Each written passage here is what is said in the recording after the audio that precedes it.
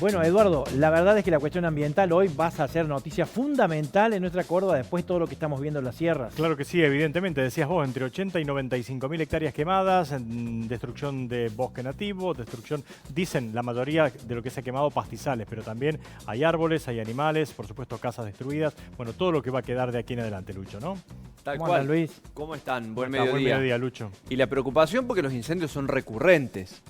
Hace unas semanas referimos un estudio publicado por UN Ciencia, el portal de la Universidad Nacional de Córdoba, que además de una recopilación de la cantidad de hectáreas quemadas en los últimos 20 años, advertía sobre esto, sobre la recurrencia de los incendios en zonas ya quemadas. Señalaba este informe que la actividad humana es la principal causa de los incendios, que tienen un origen antrópico, denominaban.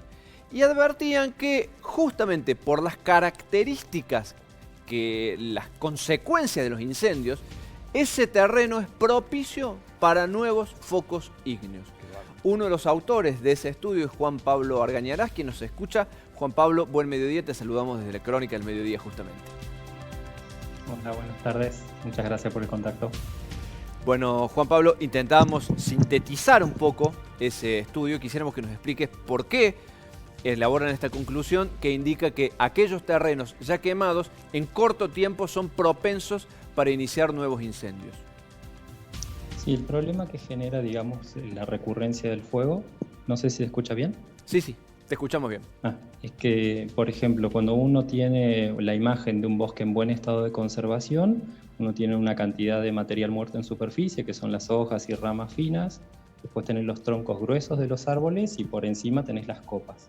Bueno, prender ese tipo de comunidad es difícil porque el calor que se genera a partir del combustible muerto que se quema abajo es muy complicado, difícil que llegue a prender los troncos de los árboles. Y las copas están muy lejos. En cambio, cuando esa comunidad se ve afectada eventualmente por algún incendio o puede ser algún aprovechamiento, digamos, que abra las copas de los árboles, eso permite que entre mucha más luz. Y además, entonces pueden crecer pastizales o arbustales y ese tipo de comunidad es mucho más inflamable porque tenés una continuidad, lo que se llama horizontal o vertical, porque se genera una escalera de combustible. Entonces, el fuego puede ir pasando del material muerto al pastizal, al arbustal y a las copas de los árboles. Y estas características que vos mencionás, esta descripción, se ajusta a estos periodos. Agosto y septiembre son meses secos. Particularmente este invierno y esta transición de primavera es muy seca para la provincia. Y son estos los momentos donde el fuego más rápidamente se propaga. Y esto indica también que en las épocas de verano, que es donde se producen las tormentas, la posibilidad de que los incendios se originen, por ejemplo, por un rayo, siempre son menores. Sí, el contexto, digamos, meteorológico es muy diferente. Inclusive, más allá de que no tengamos lluvias, hay muchas de las plantas leñosas que ya empezaron a brotar, ¿no es cierto? Entonces, estos nuevos rebrotes tienen mayor contenido de humedad y es más difícil que se quemen. Lo que pasa es que todavía en este contexto tenemos todo el pasto que se seca en el invierno y es una gran cantidad de combustible fino que es lo que más rápido se quema.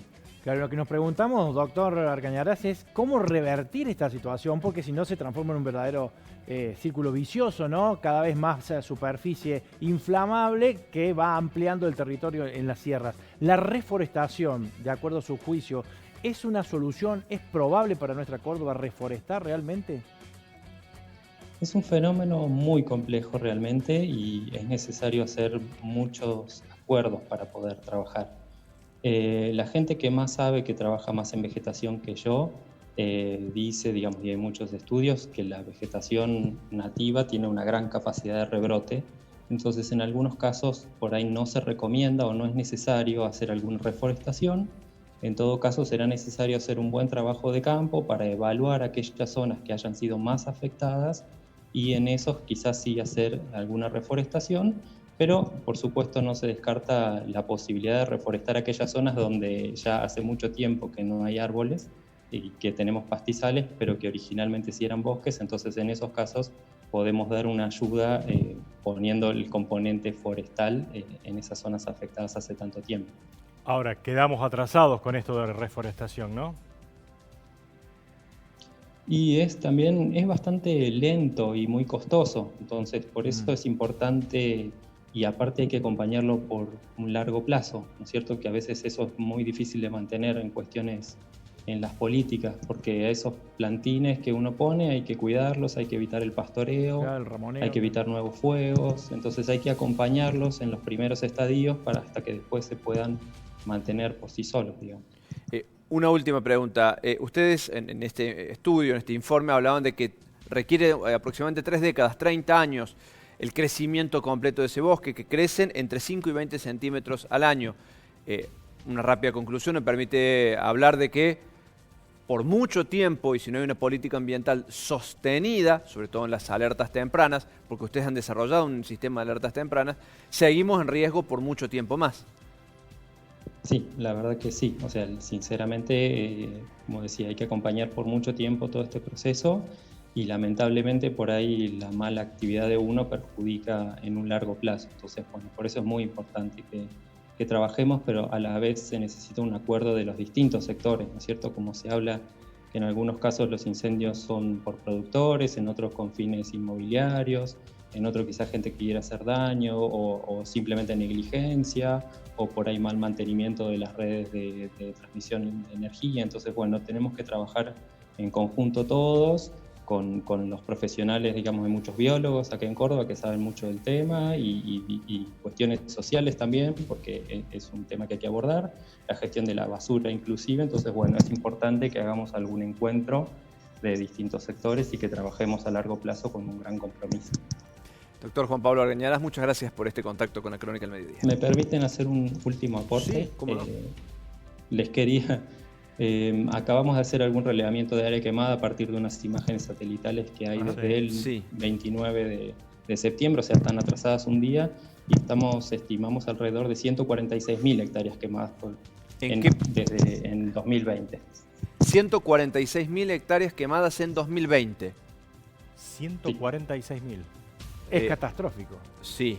¿De cuánto está calculada el total del bosque previo? ¿A qué porcentaje del bosque nativo equivale esto aproximadamente? Eso todavía no pudimos relevarlo y por ahí todavía es necesario conseguir mejores mapas, digamos, que den cuenta de la ubicación de los bosques.